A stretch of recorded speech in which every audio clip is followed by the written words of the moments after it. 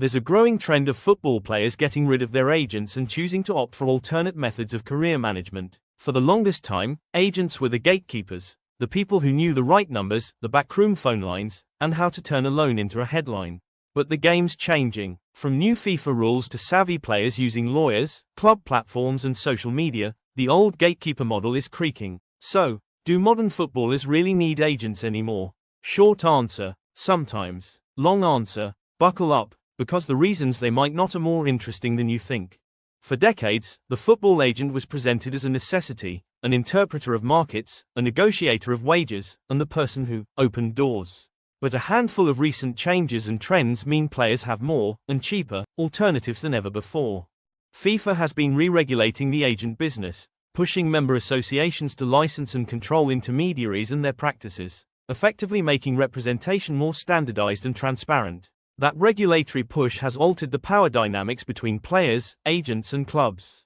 At the same time, players are learning they can hire experts, lawyers, tax advisors, family members, for specific tasks rather than sign away a big percentage of earnings to a full-time agent.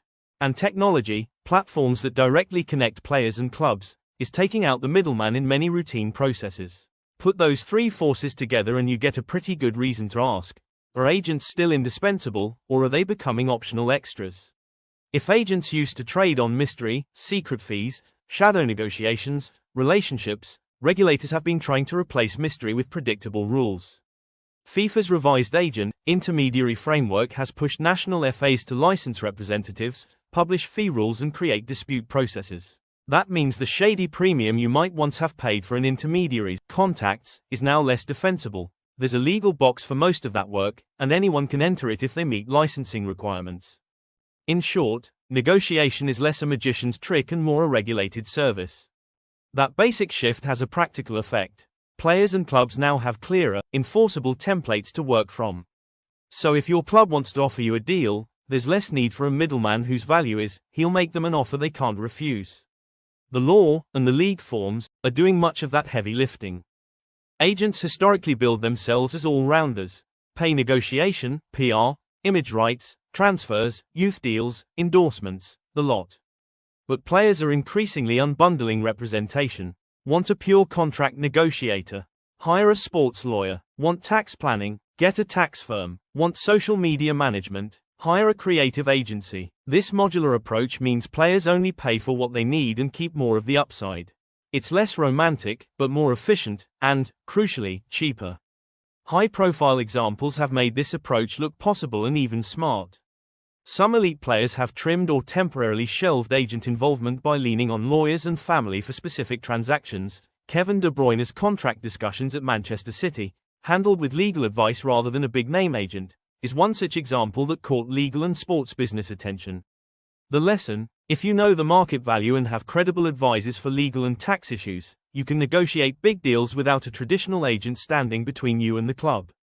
There's a quiet revolution happening, digital platforms that expose player data and allow clubs, scouts and decision-makers to find talent directly. TransferRoom and PlayerHunter are examples of marketplaces and scouting tools that give clubs and players direct lines to each other. A clean, data-driven CV plus platform access reduces the need for an intermediary to put your name in front of a director of football. If your highlight reel and analytics are visible to 800 plus clubs, guess what? The door swings open on its own. These platforms aren't some dystopian future, they're already being used by clubs and youth academies. For younger players, especially, the ability to be discovered by performance metrics rather than a handshake drastically lowers the barrier to entry. The upshot: discovery and initial contact are less agent-dependent than they used to be. Agents typically take a percentage of wages and separate commissions on transfer deals and endorsements. For many top players, that's a small price for convenience.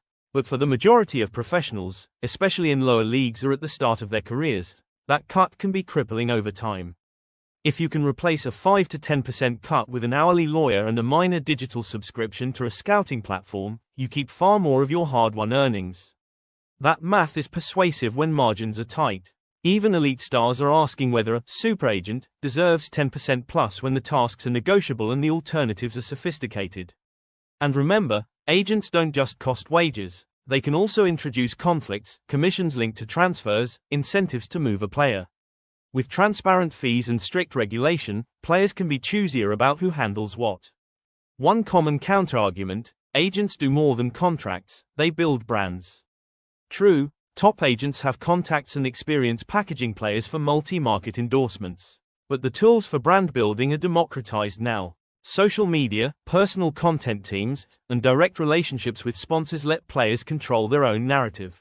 A creative agency plus a lawyer and a good data profile often beats handing everything to a single fixer who may prioritize transfer commissions over long-term brand strategy. And the brands know it. Sponsorship deals increasingly go to athletes who can show audience engagement and content skills, not just the person who calls the agent. So the brand management defense for agents is getting weaker. Also, if you can't make a TikTok, you might still need help. Okay, so agents are optional in a lot of areas. But they're not going extinct, and for good reasons. Complex cross-border transfers, image rights labyrinths, multi-party endorsement negotiations, and young players needing protection from bad contracts. These are areas where experienced intermediaries still add massive value. Agents with deep club relationships can find you the right footballing fit and negotiate delicate swap deals that software and lawyers don't handle well. There's also the human element. A trusted advisor who knows how you think and can call a director at 3 a.m. does still have worth. Also, regulators and clubs still expect to deal with intermediaries in a formal way. The new rules are making that interaction cleaner, but they're not removing the need for representation in complicated deals. In short, agents are becoming specialists, not gods. If you're a pro thinking of firing your agent, here's a quick, brutal checklist. Do you have credible legal advice for contract law and tax? If not, don't do it. Is your performance data visible to clubs and scouts? If not, invest in a platform. Can you handle sponsor communications and brand deals, or hire a separate agency? If not, keep one in reserve. Can you resist the temptation to sign the first flashy sum and instead negotiate properly? Most players can't, which is why many choose agents. If you answered yes to all of those, congratulations, you might be ready to DIY. If not, maybe keep the agent, but renegotiate the role.